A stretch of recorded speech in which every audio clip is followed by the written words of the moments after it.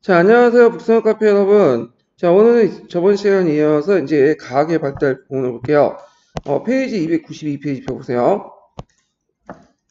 자, 조선 전기에는 과학과 기술 등 눈부신 발달이 이루어졌는데, 이때 이제 정치, 경제, 사회, 군사 등 여러 문물, 제도를 정비하면서 이런 바탕에 종래 이제 과학과 기술을 총집약하여 높은 수준에 이르렀던 것이다. 그래갖고 그 내용들을 이제 보면요.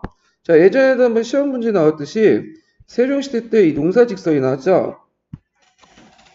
그래서 이제 이 농사직설은 그 서문에도 밝혀같이 우리나라 풍토와 농법이 중국과 달랐기 때문에 그걸 그대로 이용하기가 어렵기 때문에 촌로들의 위견을 들어서 우리 현실에 알맞는 농법을 개정하고 그것을 보급할 목적으로 이제 편찬했던 거고요. 그 다음에 이제 그 성종 때 강희맹의 금양장록이 있어요. 예. 그래서 이 금양장록 같은 경우에는 이제 그 금양은 지금의 시행지역인데 거기에 적혀 있는 이제 거기 행해진 농법을 적어 놓은 거예요. 자, 그래서 이때 있고 그 외에도 농업 기술의 발달로 해서 대규모 수리 시설이 신축 보수됐고요. 그 다음에 그 신전 개발도 같이 이루어졌다. 이렇게 이제 기억을 해두시면 될 것 같아요. 자, 그래서 이제 그 당시 수리 시설로 이제 유명한 게 보죠, 보. 보란 건 예전에도 설명한 것처럼 하루에 그 뚝을 쌓아가지고 그 당시 이제 수리 시설을 만든 것이 보예요. 그래서 이것이 이제 널리 확산되면서 뭐도 가능하게 됐냐면 이항법도 이렇게 가능하게 됐죠. 자, 그 다음에 이제 그 천문 기상학 같은 경우에 농업하고 관련돼 가지고 발달했는데 그 다음에 이제 또 하나는 왕도. 예, 그래서 왕의 역할은 이제 하늘의 위치를 파악해서 백성들에게 알려주는 역할이기 때문에 이런 측면에서 이제 천문학이 이제 그 당시 상당히 관심을 가졌어요. 그래서 이때 이제 특히 세종시대 때 그 많은 업적이 만들어졌는데 추구기가 만들어졌고요. 그 다음에 추구기를 통해서 강수량을 이제 측정 보국했고 세조 때 뭐 그 여러 가지 이제 이천이라든지 장영실 이런 사람을 통해서 대소간이, 그다음 혼천이, 그다음 앙구일구, 자경루 이런 것들이 만들어졌죠. 여기 좀 눈여볼 게 이제 앙구일구죠. 이 앙구일구가 예전에 기출문이 나왔던 거고요. 자, 천문학의 발달은 역법도 이제 발달했는데 중국과 아라비아 역법을 참조한 생어 역법서인 칠정산을 간행했고 이것은 이제 그 우리나라를 기준으로 해가지고 한 역법이었다. 그래서 예전에는 중국의 그 기준으로 북경시를 기준으로 해갖고 했는데 이건 한양시, 서울시를 기준으로 했다. 이렇게 좀 기억을 해두시면 될 것 같아요. 그래서 이제 이 칠정산에 사용했던 참고했던 역법은 수신력이나 그 밑에 주보면 그 다음에 대통령, 그 다음에 해외력 등등등 이런 것들을 통해서 칠정산을 만들었고요. 이 칠정산 요법은 언제까지 사용했냐면 그 시한역, 그러니까 이제 중국에서 아담쉘이라는 그 선교사가 시한역을 만들었죠. 그걸 이제 들어올 때까지 이 칠정산이라는 그 역법을 사용했다. 이렇게 기억을 해두시면 될 것 같아요. 자, 그 다음에 뒤에 넘어가서 그 다음에 이제 세조 때는 이제 인지하고 그 다음에 군용 같은 걸 제작해서 양전에 이용을 했고요. 의학도 이제 되게 성과가 있었는데 의학은 예전에도 얘기했지만 고려 말기 때부터 항약운동이 일어났죠. 항약운동은 우리가 생각하는 지금 한약이 아니나 뭐 한축사의 구약의 의미가 아니라 이때 한약은 우리나라 고유한 약재를 써가지고 뭔가 자가치료를 할 수 있는 그런 이제 의학서를 이제 많이 발견했어요. 그래서 이 고려시대 때 정통을 이어받았고 그 당시 한약 집성방이 이제 만들어졌죠. 그 다음에 이제 의방주치 이런 것들이 간행이 됐다. 결국에는 이런 한약 운동의 완성판이 그 서준에 있었던 동의보감이에요. 이 동의보감. 자, 그 다음에 인쇄술도 이제 발달했는데 인쇄술 같은 경우에는 이제 조선 정부에서 금속활자를 계승해서 이제 인쇄 기술을 더욱 발달시켰어요. 그래갖고 태종 때는 개미자를 사용했고요. 세종 때는 갑인자를 사용했어요. 그래서 개미자하고 갑인자가 이제 차이가 뭐냐? 보통 할자 인쇄술의 큰 문제점은 그 할자를 이제 쟁겨 놓을 때 그 안에 틈이 벌어진다는 게 문제점이에요. 그래서 그 틈을 메우기 위해서 대개 이제 개미자 같은 경우에는 밀랍을 부어가지고 그 틈을 메꿨거든요. 근데 이게 상당히 좀 비효율적이야. 비용도 많이 들고. 그래서 가빈자 같은 경우에는 밀랍이 아니라 거기에 대나무를 끼워요. 대나무를 끼워가지고 이거 틈을 막 메꾸는 그런 역할을 하죠. 그래서 이렇게 해서 그 탈자가 떨어지는 것을 막았다. 이렇게 의미가 있다는 걸 좀 기억을 해 두시면 되고요. 그다음 무기질주술도 발달했는데 합포계량이었어.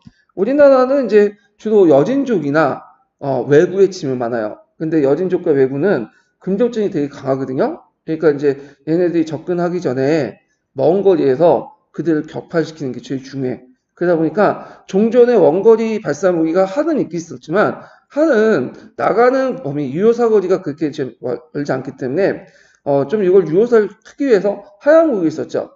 그래갖고 하약 제주술이 상당히 발달됐다. 이게 좀 기억을 해두시면 되고요. 그래서 국방개처에 따라서 이제 여진족과 이제 전투를 했는데 그때 이제 신기전이라는 게 있어요. 신기전이라는 것은 오늘날 말하면 다연장 로켓포라고 보시면 돼요. 그래서 다연장 로켓포 아시죠? 그래가지고 이제 그 하나를 발사하는 게 아니라 로켓포를 여러 배를 발사해가지고 그 지역을 초토화시키는 거야. 그래서 보통 한 번을 발사시키면 운동장 크기의 한 세 배 정도? 요 정도의 크기를 초토화시켜요. 자, 이런과 비슷한 그 뭐냐면 신기전을 이제 만들었다. 그래서 그 안에 하사를 놓고 그 하사를 그냥 하약을 쏴서 추진을 얻어가지고 먼 거리에 있는 적들을 하망을 형성해서 뭐냐면 죽이는 방식이죠. 이 신기전은 나중에 임진왜란 때도 많이 쓰였어요. 임진왜란 때 우리가 이제 알고 있는 행주산성 아시죠? 이 행주산성에서 이 신기전을 대량으로 사용해가지고 그 당시 왜군을 격퇴하는데 큰 이바지를 냈죠. 자, 그 다음에 이렇게 있고 그 다음에 이제 그 비견진천례가 있어. 이 비견진천례. 비견진천례는 뭐냐면 이게 원래 중국의 그 영향을 받은 학인데 이거는 이제 어떤 거냐.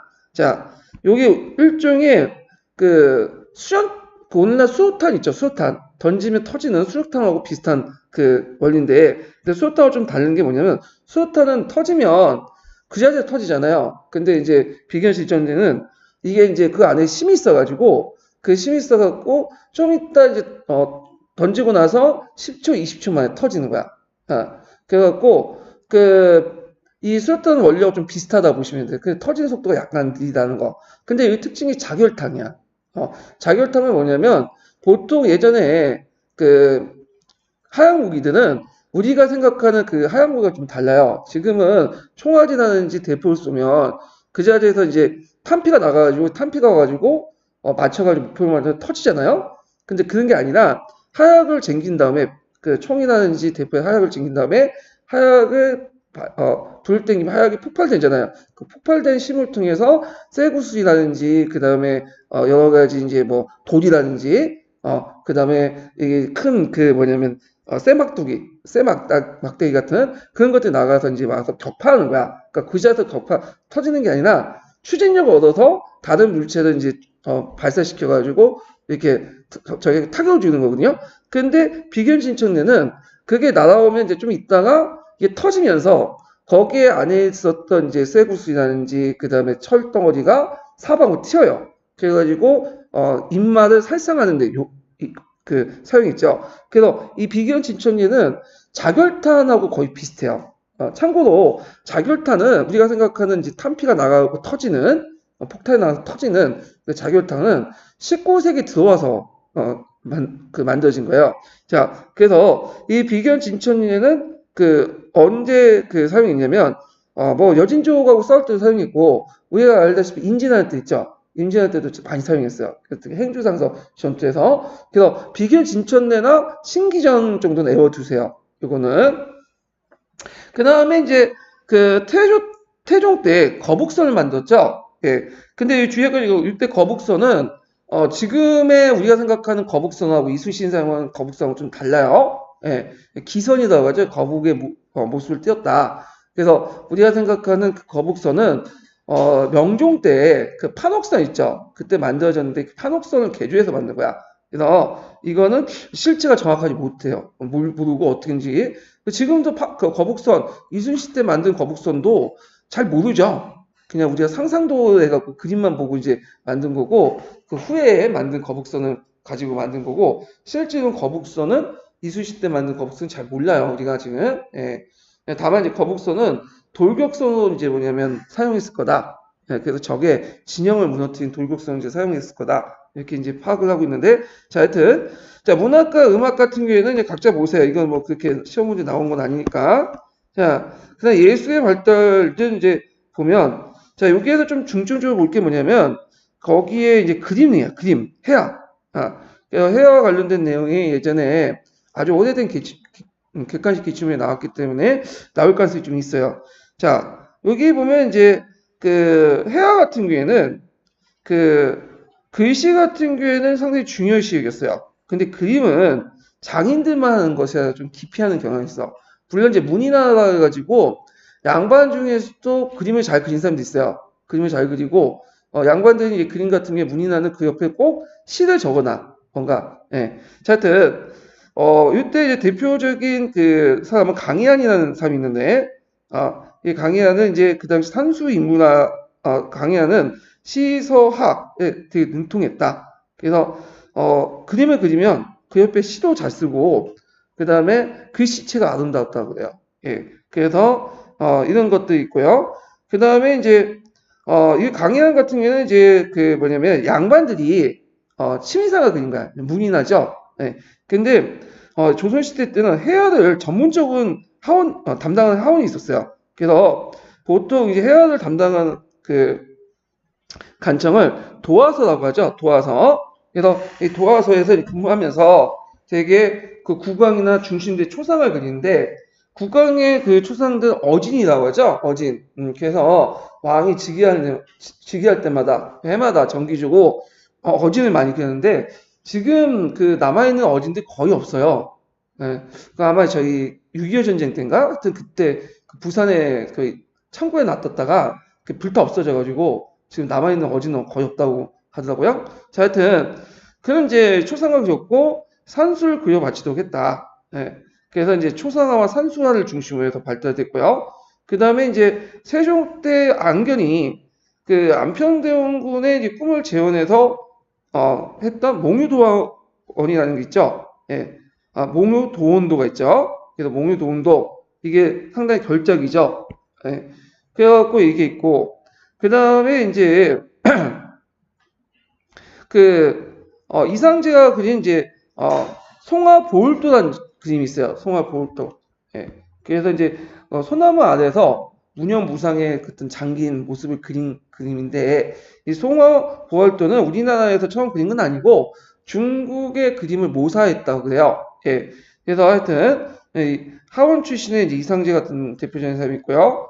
자, 그 다음에 이제 16, 17세기 들어가면 원체 학풍이었던 이제 절파 학풍이 수용해서 있었고 대표적인 사람이 김명국 같은 사람이 있어요. 김명국. 이 사람은 이제 통신사로 가서 일본에 여러 이제 영향을 줬다고 하더라고요. 자, 그래서 이제 이런 것들 좀 기억을 해주시고 공예는 각자 보세요.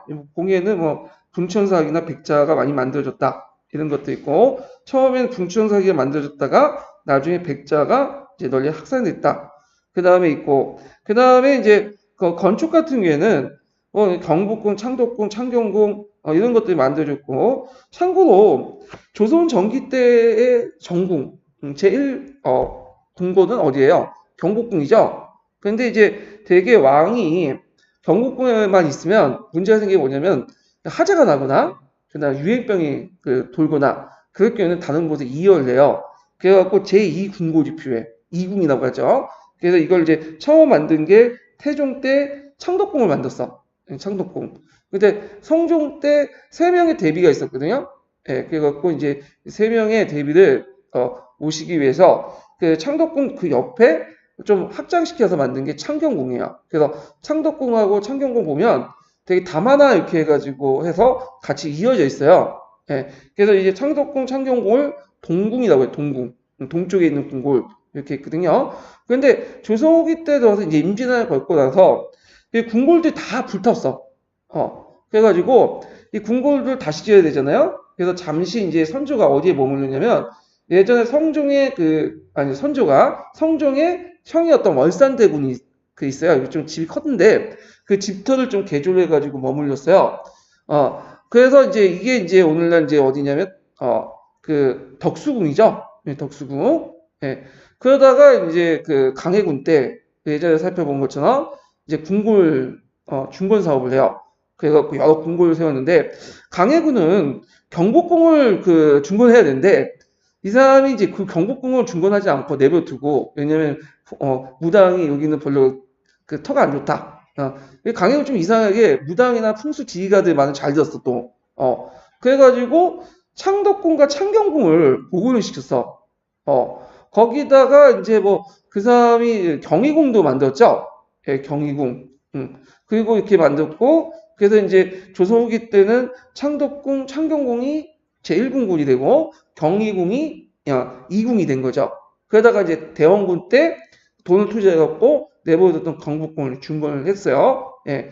자, 하여튼 이건 나중에 좀 더 얘기를 하고 그 다음에 서원이나 서답을 해서 이제 불교의 세태에 따라서 발달하지 못했지만 그래도 좀 기억할 게 뭐냐면 법주사의 팔상전이 있어요. 예. 법주사의 팔상전. 그래서 이 법주사의 팔상전은 예전에 한번 시험 문제 나왔어. 요게. 그 다음에 이제, 예전에 어디 나왔냐면 한국사 능력검 중에 나왔기 때문에 찾아보시고요. 그 다음에 이제 원각사지 석탑 있죠? 예. 그 원각사지 석탑은 이제 경층사지 석탑에 영향을 받았다고 하죠. 라마교. 원의 양식에 영향을 받았다. 이렇게 좀 기억을 해주시면 돼요. 자, 조선 간의 이제 대외 관계 볼게요. 조선 전개. 자, 조선의 건국 세력들은 원말 교체에 이제 대륙 정세에 처해요. 신명 반원을 이제 주장했던 사람이기 때문에 당연히 조선 건국 이후에도 신명 4대 외교를 이제 유지했죠.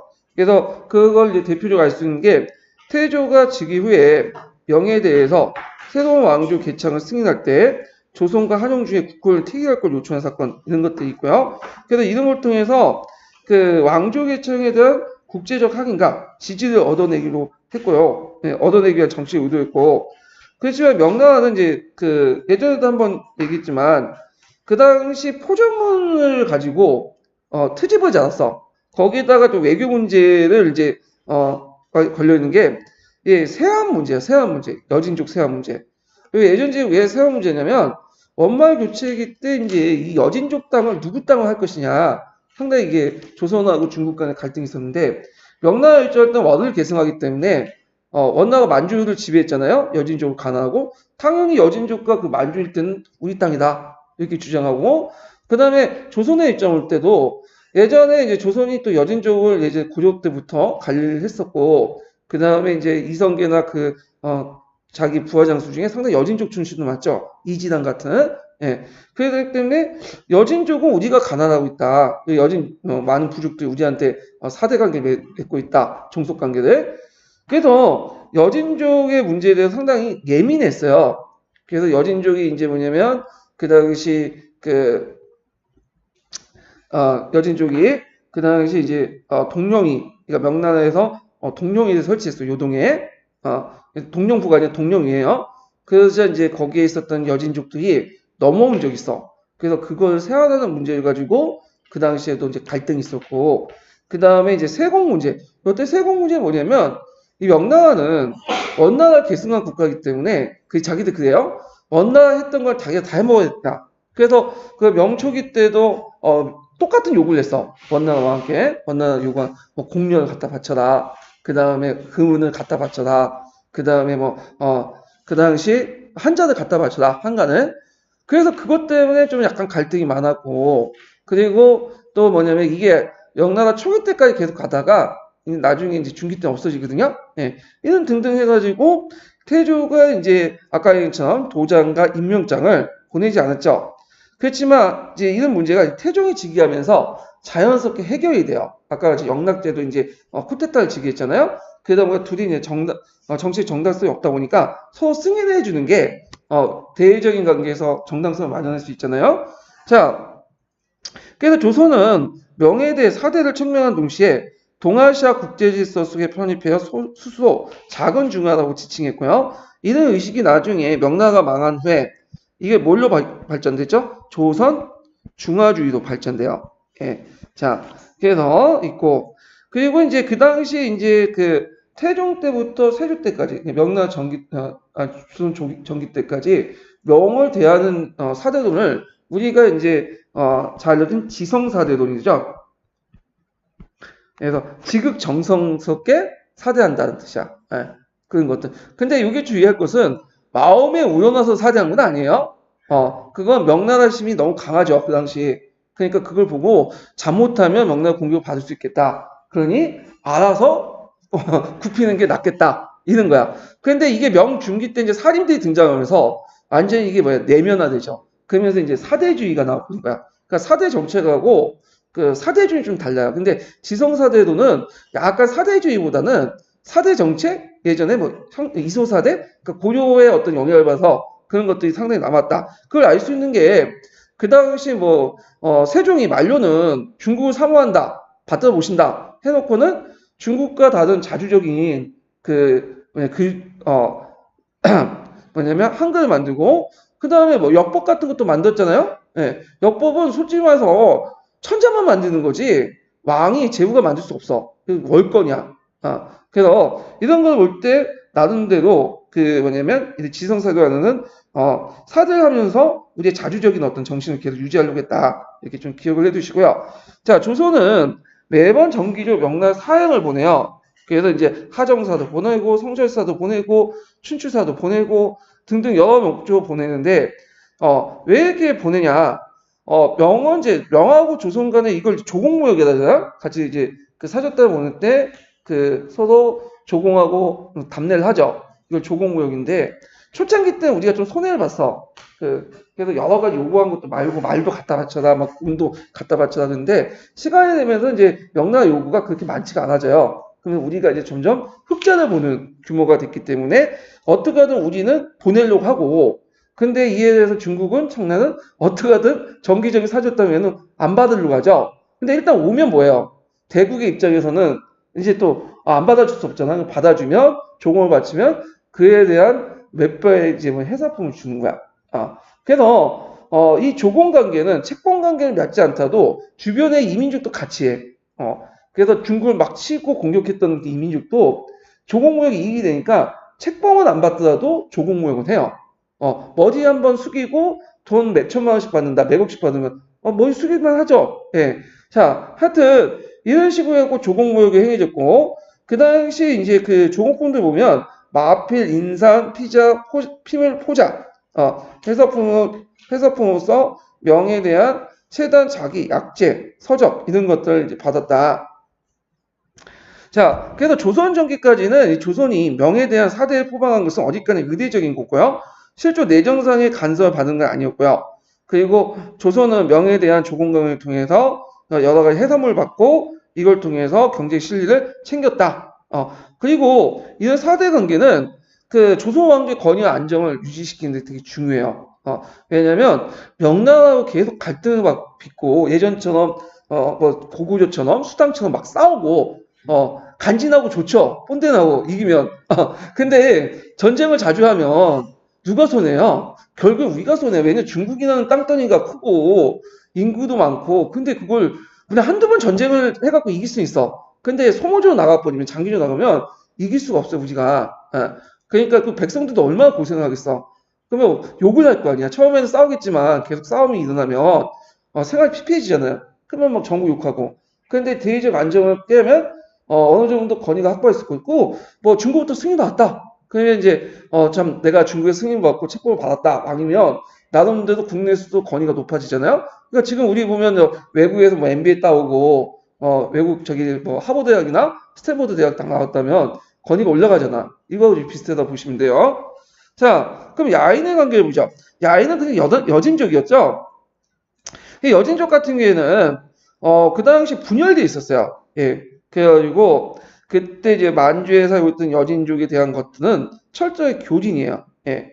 그래서 이제 교진 정책에 입각해서 했고 그리고 이 여진족 문제 상당히 이제 꺾은 게 뭐냐면 중국 간의 관계, 명나라. 명나라는 이 여진족들 자기 가나라로 보고 있어요. 그래서 이제 예전에 얘기했지만 요동 지역을 자기가 직접 통치하고 그 다음에 그 외에 만주 지역 같은 경우에는 누룩한 도사를 설치해갖고 건주의, 뭐 해서여진, 해서이 등등 해갖고 이렇게 해서 이제 위와 소를 설치해 주었고 그 추장들에게 뭐냐 간직을 주죠.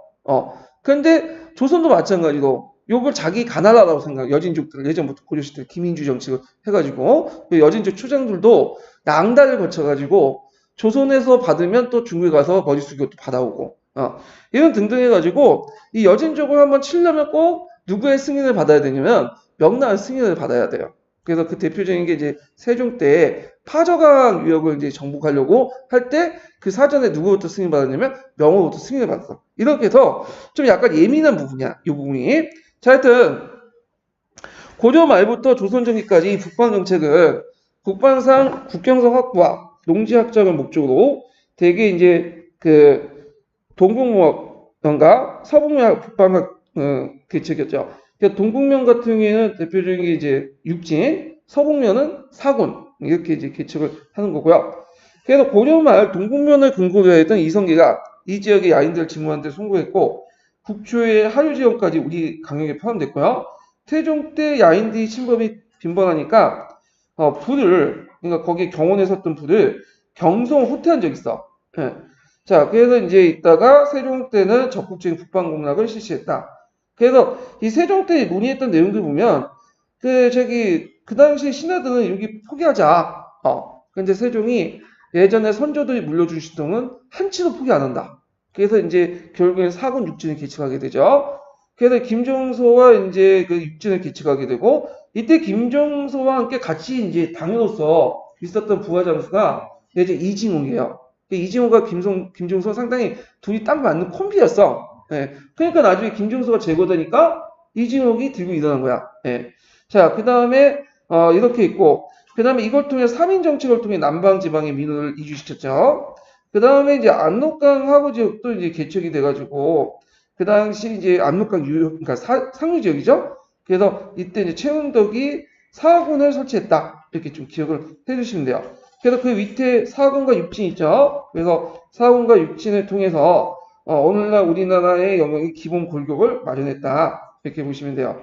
자, 야인들 경제생활에서 반농, 반수족으로 옷감과 식량 등 일용품과 농구를 조선에 구했고 주의할 거는 여진족은 유목이 아니에요. 유목이라고 잘못 아시는 분인데 유목민족들은 이제 소나 그러니까 양이나 말을 갈고 이리저리 돌면서 돌아다니는 사람이 유목이라고 하고 여진족들은 농사도 져요. 얘네들 잘 못 지어서 그렇지.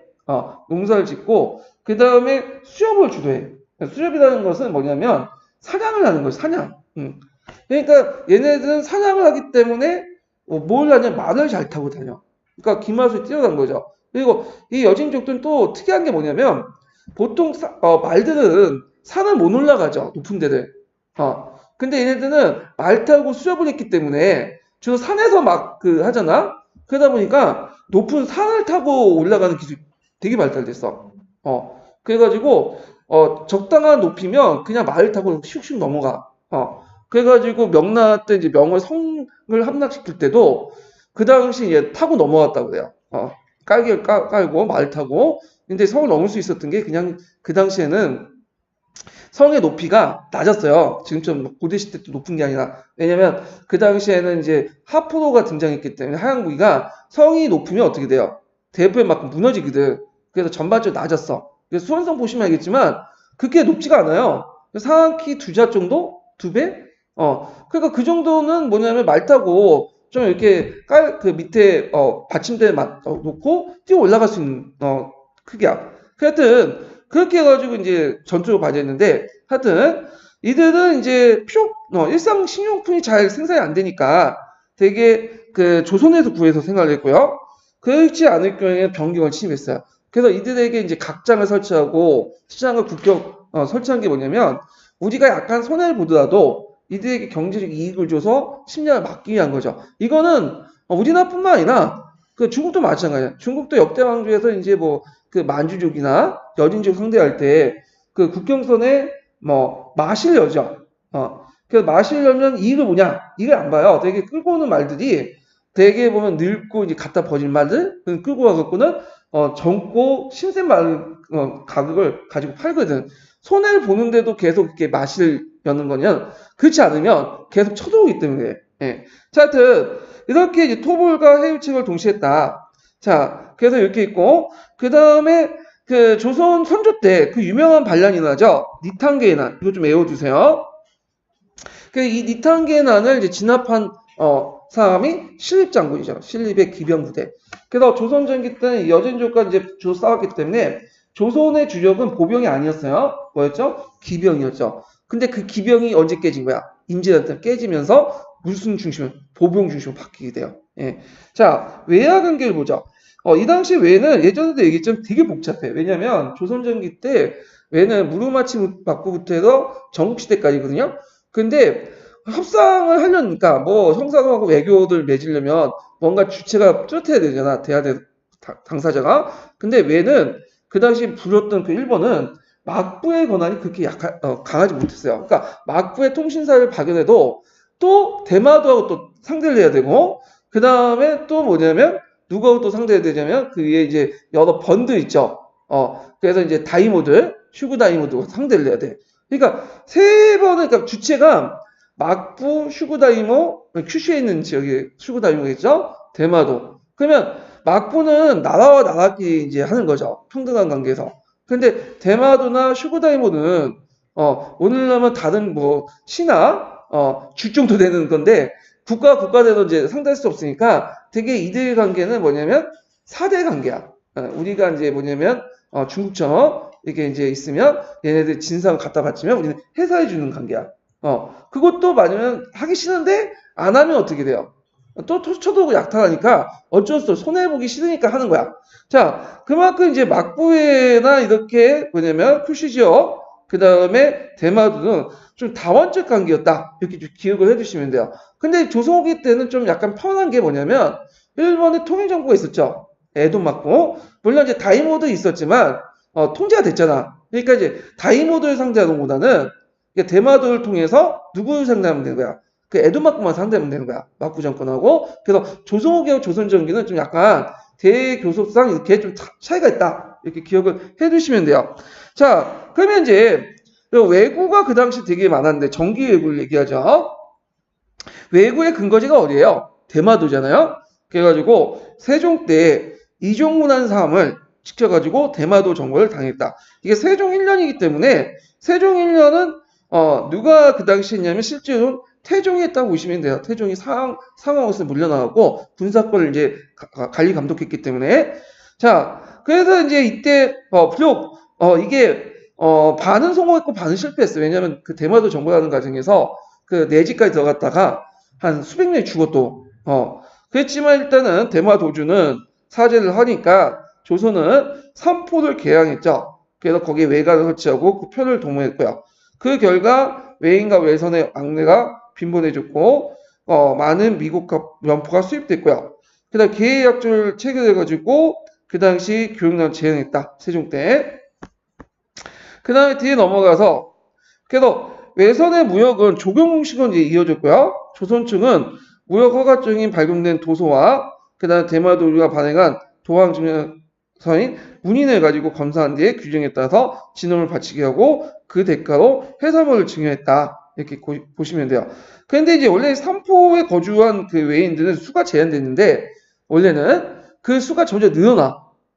그러면서 거기에 거주한 사람이 늘어나고 그 다음에 이제 원래는 정해진 그 무역량만 하게 되는데 간행적으로 넘어가게 돼요. 그러니까 이제 이거에도 중종 때 원칙대로 하자. 그래가지고 다시 계약조 원칙대로 돌아가고 하니까 거기서 했던 외인들이 열받은 거야. 연산군 때는 그래도 그냥 규정 무시하고 관례적으로 이렇게 무역하도록 했는데 너무 이게 재는 거 아니냐. 그러니까 이제 이에서 우리는 원칙대로 한다. 너네들 예전에 약정 맺지 않았냐? 그럼 예전은 예전이고 이거 사문화되는 약정이래. 그래서 지네끼리 이제 다툼이 있다가 결국에는 삼포들이 있는 외인들이 폭동을 일으키죠. 그게 이제 무슨 외난이죠? 삼포 외난이죠.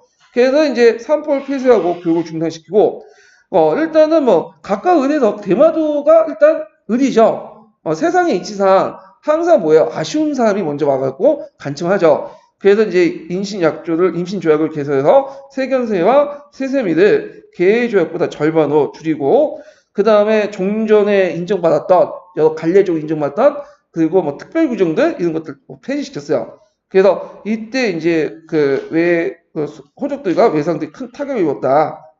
자, 하여튼 이렇게 있고요.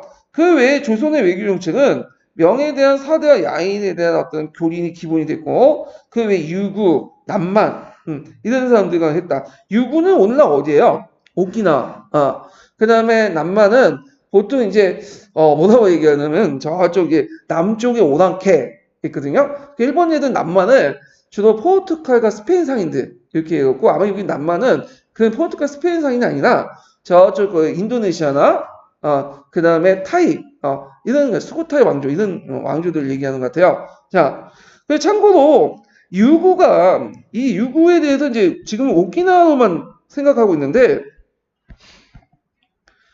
유구를 오키나와만 있는 게 아니에요. 이게 대만도 그 당시 유구라고 했어요. 대만이라는 친구는 17, 18세기 때 등장한 거고, 이거는 그전에는 대만이 유구라고 했어. 그래서 거기 역사가 보면 유구라고 돼 있어요. 유구. 이게 그 대만을 맞는 말이 틀린 게 아니에요. 예. 다만 한자 변이 달라. 한자 변이. 예. 그래갖고 한자 변이 다를 뿐이지 그 뭐냐면 유구라고 불렸어요.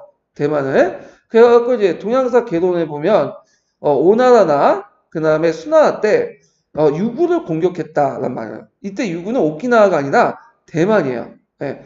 근데 동양사 개론을 보면 이제 어떤 분이 또 질문을 해오더라고. 그 동양사 개론에 보면 주위에 좀 잘못된 게 있다. 거기 보니까 유구를 오키나와하고 대만하고 혼재해갖고 썼더라고.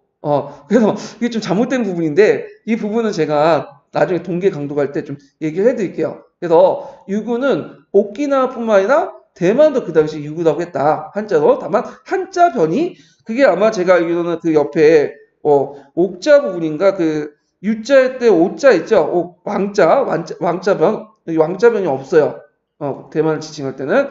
자, 하여튼 이런 것들 좀 기억을 해두시고, 그 다음에 이제 사림세력의 등장과 사림정치.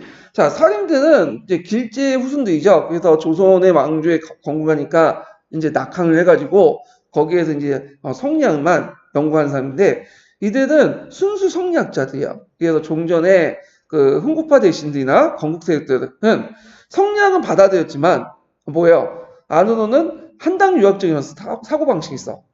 한당 유학적인.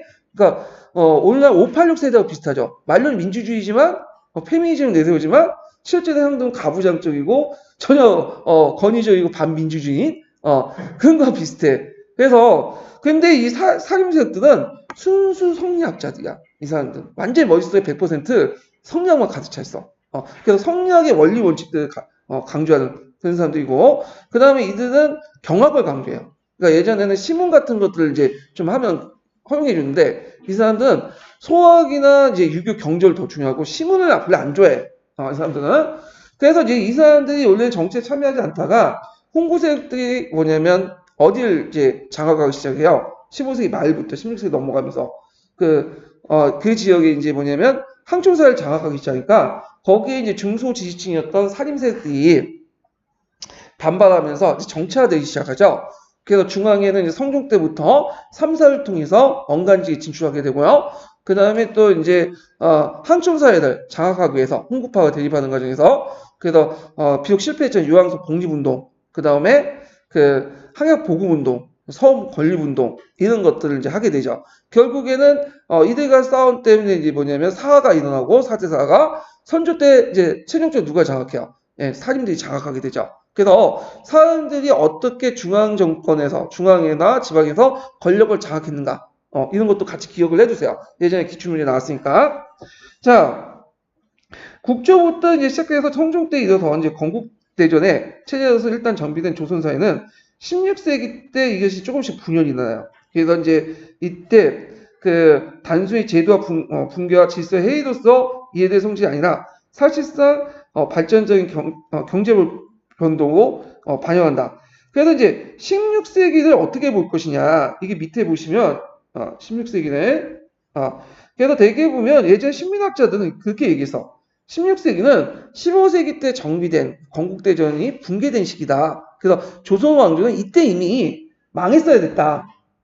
그래서 정치 체제가 문란해지고 그 다음에 삼장의 문란이 일어나고 대농장이 확산되고 백성들은 유민화되고 그런데 이때 이 조선 왕조를 구한 게 뭐냐? 양난이라는 거야.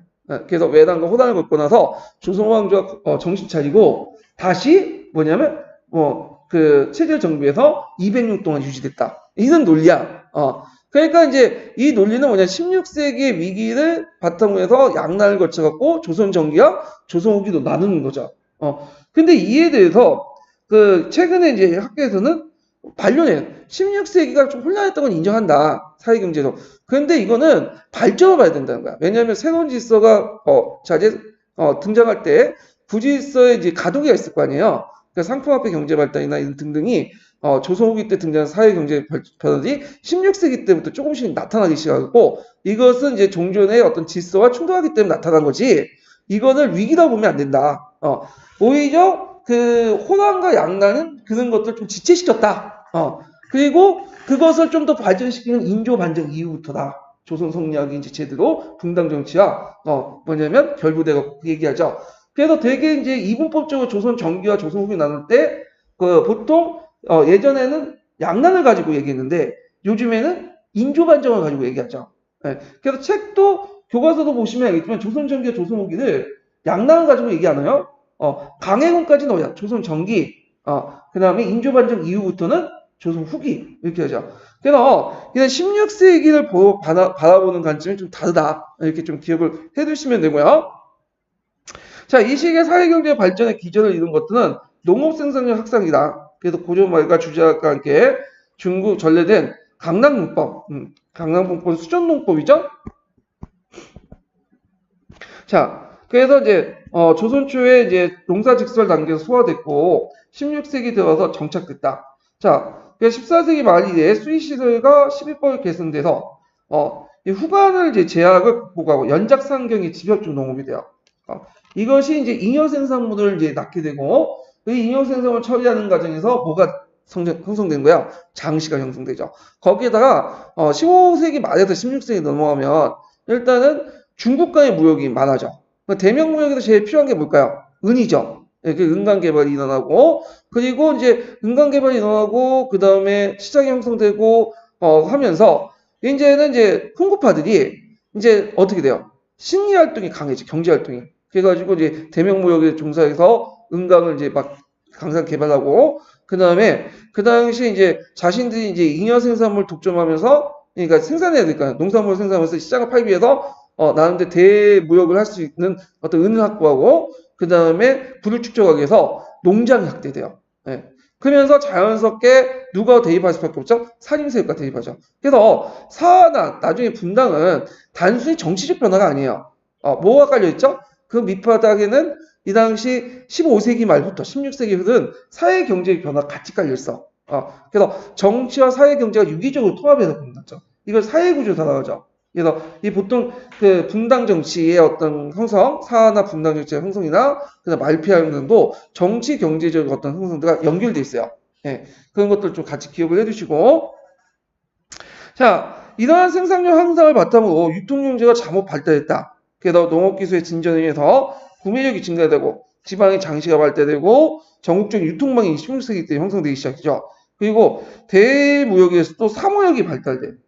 그래서 공무역을 압도하는 추세가 일어났다. 이거는 이제 사무역은 대상은 누굴까요? 명이죠. 명. 그 당시에 명나라는 기본적으로 공무역 체제였어요. 근데 이것이 16세기에 들어가면 붕괴돼. 그래서 이제 밀무역이 행해지죠. 그래서 이 밀무역을 통해 막대한 이득을 챙기니까 간에서 탄압을 하기 위해서 자기들끼리 이제 카르텔가 형성돼요. 중국 내에서. 그래서 그 왕직이라는 사람이 이제 카르텔을 만들죠. 그래서 이 왕직은 상인이면서 밀무역 상인이면서 순식간에 또 뭐냐 군대도 가지고 있어. 이게 외구야. 그래서 이걸 후기 외구라고 하죠. 그래서 후기 외구의 특징은 나중에 얘기했지만 중국의 진외보다는 진짜 외구보다는 일본사보다는 중국 사람이 많아요. 훨씬 더. 그래서 얘네들 이제 훈도시 차고 머리 이렇게 쫙 1번씩 밀고, 1번도 차면서 1번에 이제 시다또에 이제 본보를 두면서 이제 왕직의 지휘를 받고, 일종의 오늘날 그 마약 카르텔처럼 이렇게 행동을 하는 거야. 예. 자, 하여튼, 그때 이제 훈신들과 척신들의 건세가들은 이런 경제적 변동에 편승해서 자신의 부를 축적할 필요가 있겠죠. 그래서 이 사람들은 이제 막대한 토지와 노비도 또 소유하고 있었으니까 이쪽들의 사람들이 이제 그 식리 활동을 해요. 예. 그래서 토지 집정과 농장 확대로 나타났다. 특히 16세기 때 가정법인이 붕괴되면서 현직에 있을 때 뭔가 해먹자. 내 퇴직 후에 이제 보장 못하잖아요. 그리고 이제 나중에 이런 지정법조차도 이제 사문화되죠. 그러니까 이제 제일 중요한 게 이제 수조권적 지배가 아니라 자기가 직접 토지를 소유하는 그런 걸로 바뀌게 돼요. 그래서 이제 합법적이든 비합법적이든 일단 여러 이제 토지를 이제 확대하고 농장을 만들기 시작하는데, 자, 이들은 계가 매듭 같은 합법적 방법 외에도 9년 단위의 대규모 인력을 강제로 동원해서, 이건 솔직히 말해서 국가의 허락을 맡아야 되는데 그냥 멋대로 동원하는 거야. 권력을 이용해서.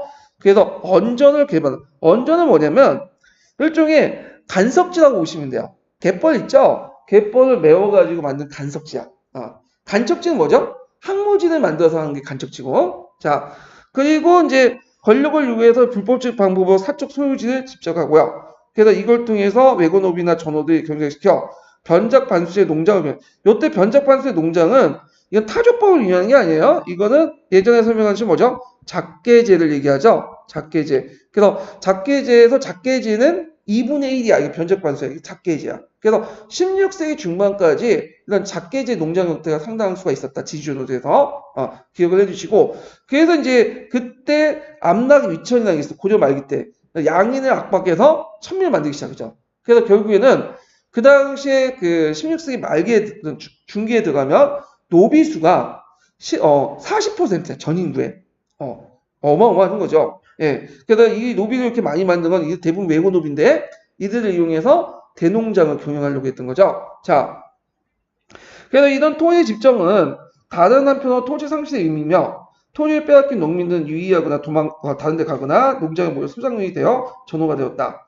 농장의 확대와 농민의 몰락, 그리고 당시 경제 변동에 따라 편성한 혼축기업의 특권적 비리 행위와 공납제와 부역제 변질 등등을 해가지고 있고, 지방특산부와 수공업제품을 징수한 공납제도는 농민 소유 토지의 감축과 민호의 산실 및 농민들의 유망을 말미암아 자녀 농민들의 부담을 해서 커지지 않을 수 없었고, 더욱이 중간 상인들이 곡물로 대납하고 그 대가로서 농민들이 바라는 박람회 행해지면서 농민은 부담이 한층 가속화됐다. 이렇게 보시면 돼요. 그래서 16세기는 19세기 때 일어난 삼정의 문란이 그 당시 이미 또 있었어요. 예, 그만큼 사회경제적으로 좀 혼란스럽다. 이렇게 이제 보시면 되죠. 자, 뒤에 넘어가고 이렇게 보면, 자, 뒤에 넘어가면 304페이지 보면 토지와 인정에 대한 정확한 파악을 전제로 해서 가능했던 부역제 역시 제대로 운영할 수 없었는데, 원래는 부역은 요역을 말하는 거죠. 예, 군역과 호역 이렇게 두 개씩 요역 이중 구조가 있었고, 군역 같은 경우에는 이제 그 보법이 실시됐죠. 그러면서 아까 얘기했지만 요역의 부담자가 감소됐어요. 요역의 감소자. 그러면서 군역의 부담자까지 겸하는 그런 것도 있죠. 그래서 예전에 봉족제도는 여정이 있었기 때문에 군역을 담당하고 그 나머지 여정들이 요역을 담당했어요. 그런데 군역의 부담자가 많아지고, 그리고 그러다 보니까 상대적으로 요역이 부담자가 적어지죠. 그러니까 군바리들이 군역의 요역화 현상이 나고, 심지어 군역의 대상자가 아닌 부녀자까지 동원해갖고 이제 요역을 시키는 그런 문제점이 났죠. 자, 그리고 가중한 부담을 면하기 위해서 군역은 고인이 이게 받은 조역가를 다른 사람에게 대역시킨 대역가를 했고, 아니면 자기가 포를 지불해가지고 그 빠져나간 방군수포제가 있었죠. 그래서 이런 수포 대역가 방군수포가 오니까 점점 이제 대립가가 폭등하고 지 떨어진 악포는 면포 중에 지 떨어진 추포를 얘기야. 예. 그래서 사용되면서 더 많이 받게 되죠. 악포는 좀 지 떨어지니까. 자, 그래서 농장의 확대와 공락의 부역제의 그 동요로 말미암아 농민 생활이 궁핍해졌고 각지의 유민과 도족들이 창궐했다. 그래서 대표적인 게 명종 14년에 항해도에 일어난 인격적인 난이죠. 자, 그래서 이런 것들 좀 같이 기억을 해두고, 이런 것들은 산림세력의 성장을 이제 또 반영하고 있죠.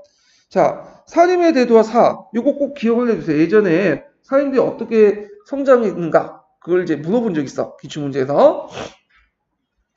자, 여기 보면 조선을 건국 과정에 참여했던 여만의 신흥사대 부두는 누대에 거쳐 왕조의 간인 가문으로 세습적 지위를 누리면서 훈식 척신감으로 발돋움했고 경제적 권력에 유지한 대주주가 선정했다. 반면에 역성룡을 반대한 일부는 간직 참여의 기회를 얻지 못하고 지방의 중소지주를 머물면서 항약, 항사대, 항음주대, 사창제 이렇게 이제 보급했고 유황수 복립운동을 했다. 요거 꼭 기억해 주세요. 한약복운동 이런 것들, 예. 유황수 복립운동, 사창제 실시. 그래서 지방에서 그런 행동을 했다는 거야. 자, 항약, 항사, 항음주대는 주자적 반도의 항촌을 고화시키는 사회 질서를 확립한 운동이었고, 사창제는 자치적인 항촌사회 곡식대우제도로서 그 제지사족대 경제 원천이 되었다. 그 유황성 위해제도를 실시한 자치기구로서 기능을 가진 것이었다. 그래가지고 이제 이런 것들 좀 기억을 해두신다 하면 될 것 같아요. 예전에 제가 한번 항약, 항사, 항음주대 얘기했죠? 그래서 이제 항사대, 항음주대는 하사를 쏘고 술을 마시는 거야. 하사를 쏘고 술을 마실 때 예절과 법도를 익혀야죠. 정신이 혼란한 사람들은 하를 못 쓰잖아요. 마음의 수양이 필요한 거야. 교화 측면에서 하는 거죠. 예. 거기다 술까지 먹고 하사를 쏘는 거는 대단한 마음의 안정이 필요한 거야. 그러니까 술을 먹으면서 그 치기를 절제하고 마음속에 그리고 하사를 쏴서 정확히 맞추는 거. 이거는 자기의 어떤 수양이 됐다는 거야. 마음속의 수양을. 근데 이것을 이제 처음에는 유황소에서 하려고 했어요. 근데 유황소가 뺏겼죠. 그래서 그걸 대신 이제 항약에 당한 것이죠. 그리고 항약이 나중에 또 유황소 되찾으면서 거기서 항약을 실시하고 결국엔 유황소가 그 주요 역할을 한 거예요. 나중에. 자, 그 다음에 여기 사창제는 좀 주의할 게 뭐냐면 예전에도 있지만 국가주도의 사창이 있고 그 다음에 사림 중심의 사창이 있어. 여기는 사림 중심의 사창이에요. 예. 자, 이들 신진세력들 15세기 말 이후에 사회경제적인 어떤 변동에 보도를 개발하고 보급하고 경제적으로 축적하고 제지지로서 그 지위를 상승시켰다. 이 보개발 원전에 대응해서 그래서 이들은 이제 훈식세력과 척신세력들의 특권적 비리행위를 비판하는 가운데 정치 세우고 성장한 것이 살인파다. 그래서 살인은 중앙정계에 본격적으로 질주하기 시작한 성종 때 이뤘었다. 자, 선종은 홍운의 군주였고 이 시기에 국왕과 혼척 관료 사이에 갈등이 나타나기 시작됐으므로 선종은 이들 견제에서 새로운 관료층을 육성하게 됐고 이때 이제 제지적 기반을 바탕으로 해서 지방의 살인들이 중앙정계에 진출하게 되죠. 그래서 처음에 성종 때 진출한 살인들은 길제학풍을 이어받는 영남 출신 학자들이 많았어요. 그래서 이제 우리가 이제 그 사초 유명한 김종직, 조이제문이만 그걸 필두로 해가지고 김종직의 제자들이 이제 많이 들었어. 김갱필, 전영창, 김일성 등등 이러면서 하나의 정치 세력이 됐고 그래서 이들은 이제 주로 훈척계의 비리행위를 이제 비판했죠. 근데 비판의식은 어떤 성략 도리론, 명분론 이런 것들을 내세워서 훈척계 비리행위를 했고 그리고 이들은 주로 언간직을 차지하면서 훈척대 비뿐만 아니라 왕의 어떤 그 행동도 일일이 비판했어. 그래갖고 선종이 이제 뭐 심을 잘 짓고, 그 다음에 그 사람이 이제 매를 잘 굴렸어요. 매사냥도 되게 좋아했어. 개인적으로. 그걸 맨날 이제 물고 넘어진 거야. 그래서 선종도, 아니, 왕이, 정사를 괴롭히는 것도 아니고, 내팽친 것도 아니고, 그냥 취미삼아 스트레스 풀려고 하는데, 잠깐 그 개인적 시간 가지고 하는 거 가지고 뭐라고 하냐. 그런데도 계속 아니 되옵니다. 막 그렇게 하고, 시를 짓고, 뭐 숫자 시를 짓고 그 문장을 쓰는 것도 별로 안 좋아했어. 자, 그러니까 이 비난, 이런 분위기에서 연간에 이제, 근데 그 성종이, 이 사람이 이제 유교 정치의 어떤 것을 되게 강조했기 때문에 탄압을 안 했어요. 그냥 다 받아들이고, 최대한 수용하려고 했거든요. 그러니까 이제 언간들이 더 뭐냐면 조금만 거 가지고 물고 떨어지는 거지. 자, 이런 분위기 안에 누가 등장한 거야? 연산군이 등장한 거야. 그러니까 연산군 입장 볼 때는 이, 뭐냐면 살인세력도 별로 안 좋아해. 그러니까 자기 예전에 보니까 아버지 보니까 벌금도 아니고 가지고 트집 잡고 이제 비판하고, 그러니까 내가 이제 집권하면 이 연관들을 한번 수충을 해야 되겠다. 그런 생각을 했는데, 이 사람이 이제 즉위하자 뭐 수족제를 해가지고 예전부터 가능했던 수족제라는 게 있어요. 불교행사가. 그러니까 와가지고 또 물고 뜯고. 그래서 처음에 연산군이 뭐 폭군이 아니었어. 이 사람도. 나는데 좀 들어주려고 했어. 근데 하도 지랄지랄 하니까, 열받아. 그래서 픽도 나서 일으킨 게 뭐냐면, 무호사야. 그 다음에 갑자사. 그래서 우리가 무오사 갑자사 이후부터 연산군의 이제 폭군 이미지가 이때부터 본격화된 거야. 그러니까 초기 때부터 연산군이 와가지고 막 폭군한 게 아니에요. 자, 그래서 이제 이 무오사는 그다음 성종 때 이 영간들 세력이 너무 크니까 왕권을 이제 위한다. 그래서 이들을 이제 잡으려고 일으킨 사가 무오사다. 자, 살인들이 옹호했던 성종이 죽고 연산군이 즉위하니까 훈촉 신들은 살인에 대한 반감이 폭발됐고요. 연산군 4년 그 훈촉 계열인 김종지 사출 조이제문 예전에 얘기했죠. 그래서 이 조이제문이 세조의 즉위를 비난한 걸 트집어 이걸 이제 유자강이 이제 알려준 거죠. 예. 그래서 살인에 대한 직접적인 박해가 있는데 이때 김일성 등 다수의 신진관리들이 사형, 유배, 파직을 당했고 극히 소수만 정계에 남을 수 있었다. 자, 그래갖고 이 영남 살인들이 이때는 대거 몰락을 했어요. 이게 무슨 사죠? 무오사야. 무오사. 예. 그래서 조이잼은 사초 때문에 일어난 것이 무오사라 한다. 좀 기억을 하시면 되고요. 그 다음에 연산군 10년에 살인판을 몰아낸 이제 훈척계열 내에서 다시 연산군을 싸고도는 척신과 일반 후신대 방목이 일어났고 결국에는 척신들이 그 훈척대를 공격하기 위해서 한 것이 그 뭐냐면 갑자사죠. 그때 연산군이 이제 그 자기 왕비였던 패비 윤씨를 그 뭐죠? 사살하죠. 예.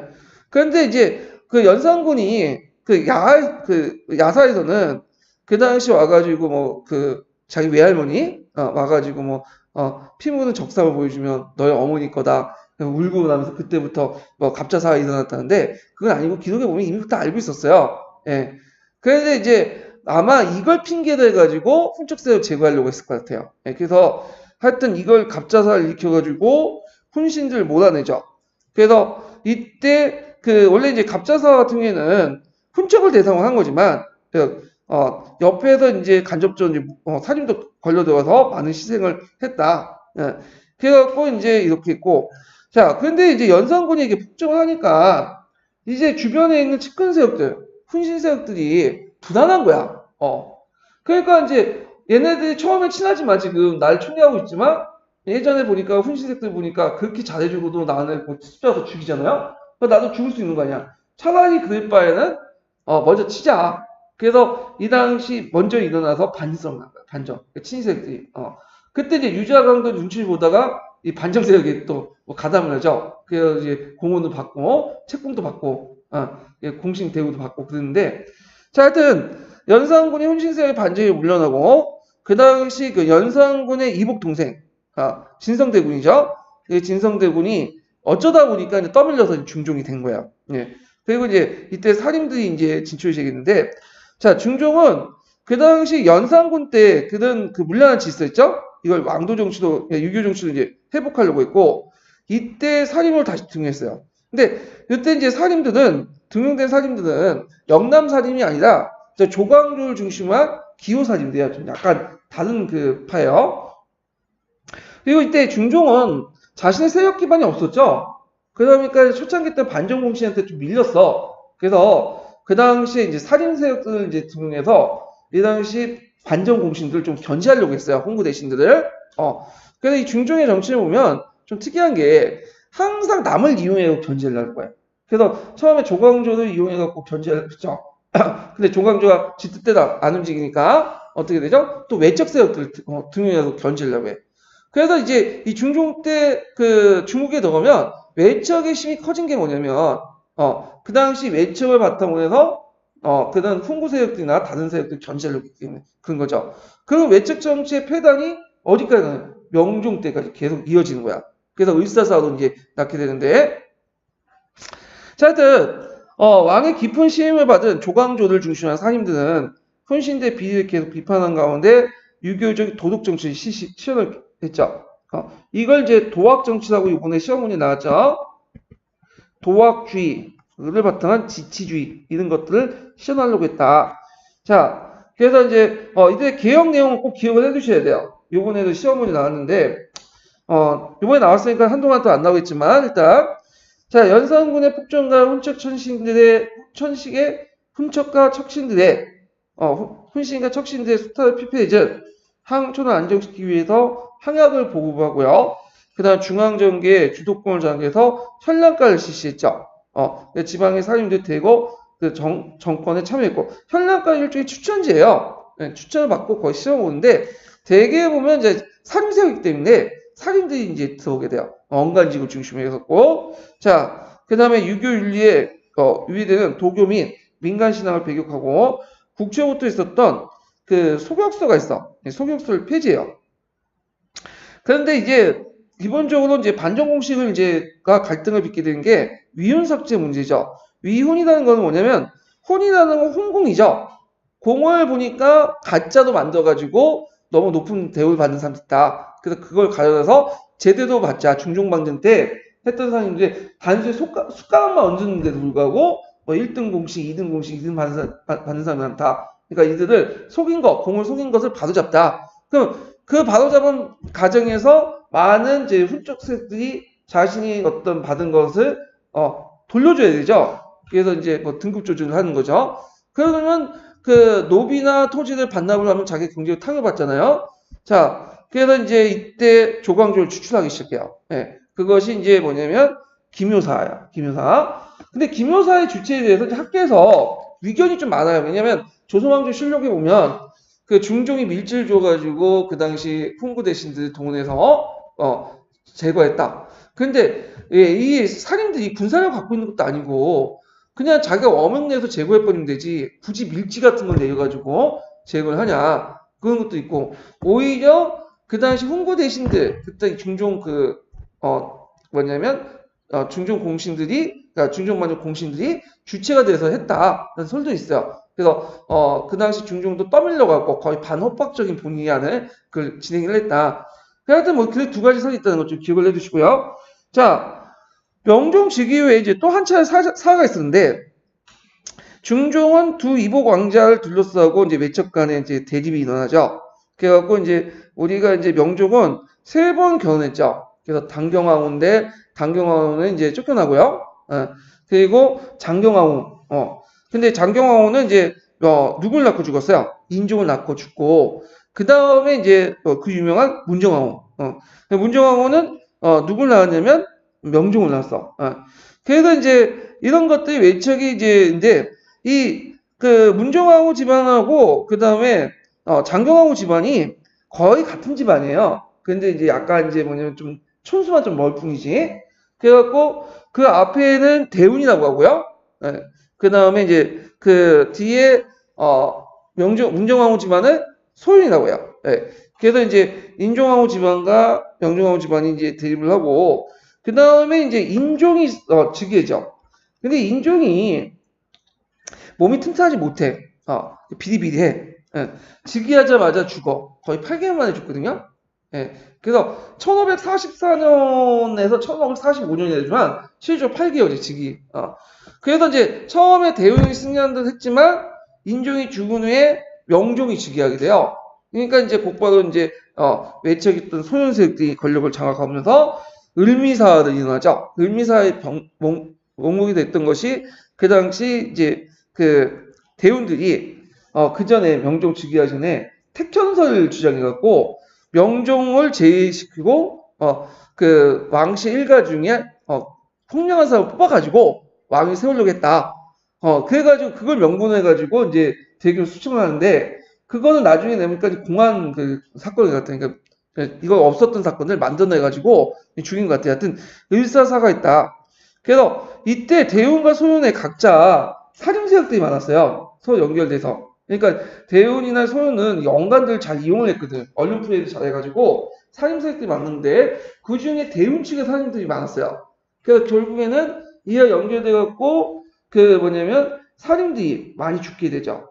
을사사후 이후에 연달아 또 무슨 양재 법토 사건도 있고 이런 안명세 뭐냐면 피하 사건도 있고 등등 해가지고 여러 이제 뭐냐면 그 사건도 있어요. 그 사건과 연달아서 패키지 묶어가지고 그 당시 살인들이 많이 수총당했다 이렇게 기억을 해두시면 돼요.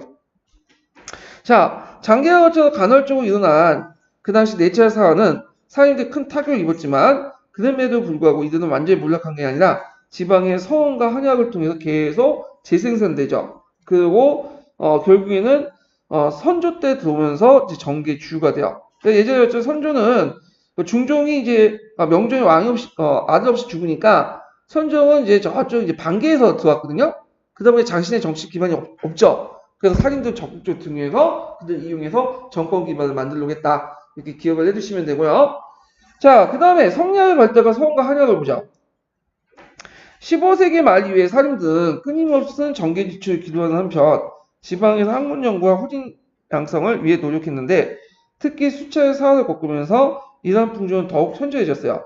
또한 훈적 계열의 비리를 비판하고 유교적 이상 정치, 도에 입각한 도학 정치를 실현하기 위해서 인간에 대한 어떤 인성 탐구를 하게 돼요. 특히 이 연산군 때 연산군이 많은 공을 했는데 연산군 보니까 이게 완전 인간 쓰레기가죠. 네, 그 사이코고. 그러니까 이런 왕들이 정치려면 뭐 도학 정치, 뭐 지치주의 그런 것도 안 되겠다.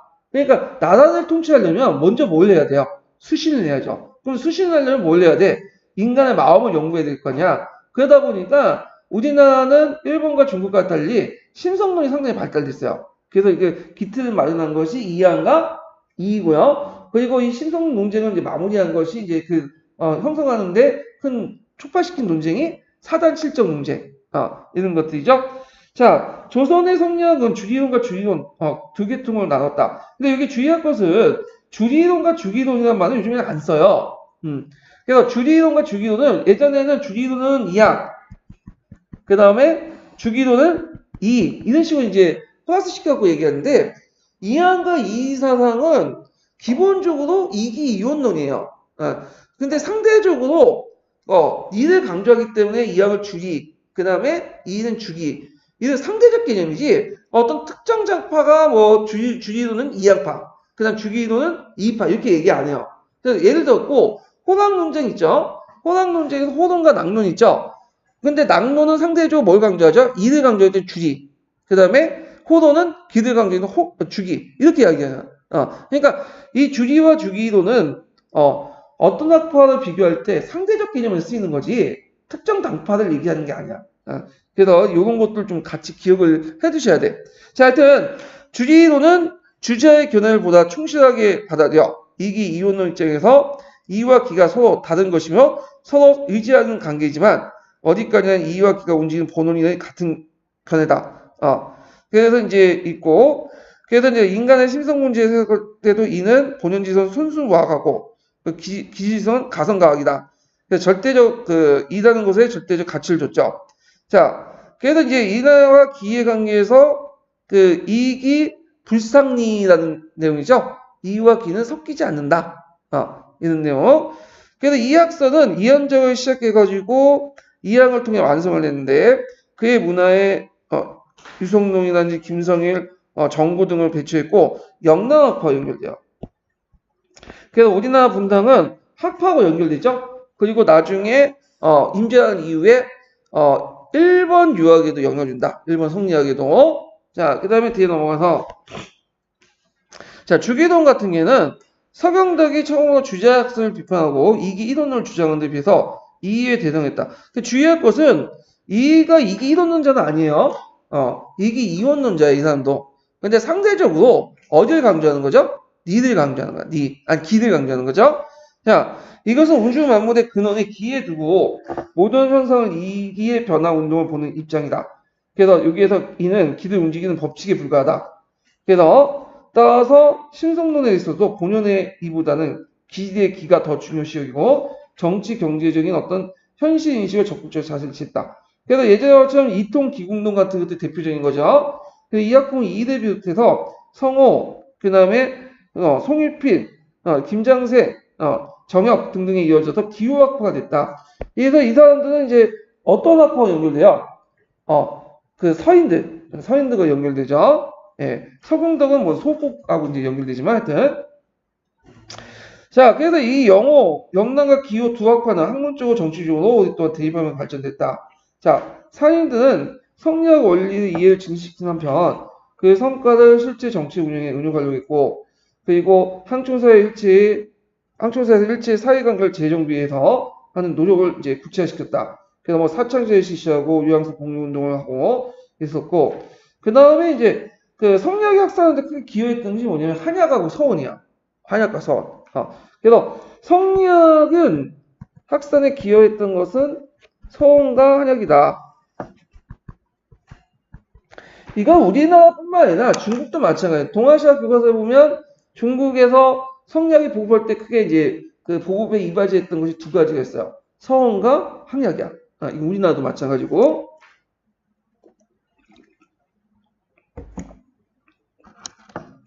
자, 서원은 그 1543년에 그 풍기군수였던 주세봉이 안양을 모시기 위해 만든 백운동 서원이 최초의 기원인데 나중에 이양이 그걸 주충해가지고 명종으로부터 편협을 받아요. 그러니까 이걸 사액서원이라고 하죠. 그래서 이제 소수서원이나 편협을 받고 이 사액서원이 되면 뭐냐면 면세 명역특권 같은 이런 여러 가지 특권이 주어지죠. 자, 그래서 이때부터 서원의 건립이 지방에 유혹한 양반들 사이에 유행하여 선조 때는 사액서원만 해도 전국에 100개가 넘을 정도다. 자, 이때 사액서원도 여러 가지 특권이 있는데 사액서원은 국가로부터 서적, 노비, 토지 지급할 뿐만 아니라 면세 명역특권까지 누렸고 가나긴 항교에서만 아니라 세역과 권위를 능가했다. 또 서원은 중소지치의 지식한을 촉진시키고 사림을 학대 재생산 가능케 하면서 이들이 정치 여론을 집단을 형성하고 훗날 동당정치 저변을 기능할 수 있도록 크게 기여했다. 여기까지가 이제 뭐냐면 여기 또 한부터가 서원의 어떤 영향, 의 이렇게 볼 수가 있겠죠. 자, 그 다음에 뒤에 넘어가서 항촌에서 사이관계를 재정비하고 항촌의 안정을 기하기 위해서 살인파들이 좀 더 적극적으로 표출한 것이 중종 때 항약보급운동이에요. 네. 이 항약보급운동은 요양소 설립이 제대로 안 되니까 그 대안을 이제 제시한 거죠. 그래서 당시 경제적 변동에 편승한 훈축 기업의 비리행위에 직면한 사람들은 훈축들의 대민수탈에 의한 지방통제 수단으로서 이용했던 경지에서 요양소의 철파를 주장하면서 그 대안으로 항약보급을 제안했어요. 그래서 뭐 예전에 살펴봤듯이 뭐 덕업상규, 가시상규, 예속상규, 항난사율 이런 것들을 제시했다. 그래서 이걸 통해서 그 항촌사의 자치조직을 통해 실천함으로써 훈축의 비리를 배제하고 당시 소농민층의 유망을 방지하면서 항촌사의 근본적인 안정을 달성하고자 했다. 자, 중종 때 조광조가 처음으로 이들을 보급했다가 김효사하고 일단 실패됐지만 이때 이제 예전에 나왔던 게 조광조가 이걸 보급하려고 했죠. 그렇지만 김효사 때 실패했어. 이때 조광조가 보급했던 그 항약을 무슨 항약이라고 하죠? 수정 한약. 전국적인 어떤 일관된 프로그램에 의해서 보급하려는 수정 한약. 그것도 이제 조광조 비판했다고 했죠. 자기 수소. 그래서 사림 전체가 구현된 그 선조 때 이거 전국적 시행을 보게 되었다. 자, 이러한 한약을 통해 자치제의 시절은 신분 간의 대립을 제지 양반의 대농민 통제로 조정하는 입장에서 구상된 것이지만 구상된 것으로 일종의 지방 사림들이 농민 지배를 한층 강화됐다. 이에 따라 사림은 사회적 지위도 그만큼 견고해졌으니 이것은 결국 서원을 통해 사림의 결성 및 재생산과 함께 수차례 사회에도 불구하고 사람들이 계속 성장할 수 있었던 배경이었다. 이렇게 좀 기억을 해두시면 될 것 같아요. 잠깐 그 밑에 주 20번 잠깐 펴보세요.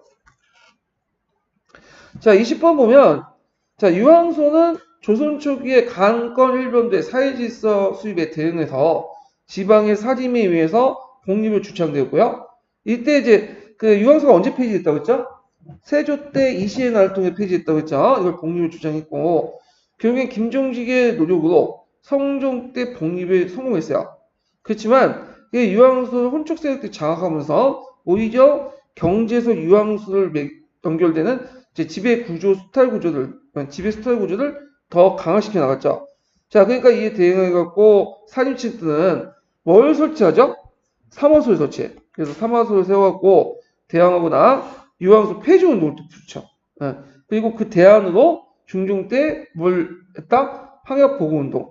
그래서 이거 이렇게 문제가 나올 수 있겠죠. 예를 들어갖고 훈축 세력들이 유황소를 장악하고 나서 사림대 대응을 쓰셔.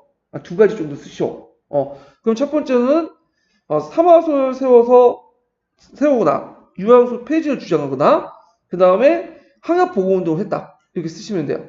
예. 자, 그래서 이렇게 한번 봤고 그 다음에 이제 구체적 분당 정치와 관련된 내용은 좀 쉬었다 할게요. 이 부분은.